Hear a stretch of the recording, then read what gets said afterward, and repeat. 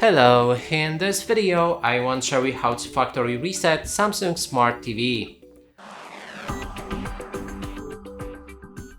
To do this, first you will need to click on the home button on the remote, move to the left and scroll down to the settings, then open all settings. Inside we'll be able to find general and privacy, and on the bottom of that list there's a reset. Click on it, then enter the PIN if you have changed it before. If not, it should be 4 times 0. Then we can confirm a reset, and now we need to wait till the reset is finished. Make sure not to disconnect your TV from the power. And when it's done, you will see the first setup screen. And that's it for this video. Hope you like it. Please consider subscribing to our channel, leave a like and a comment below.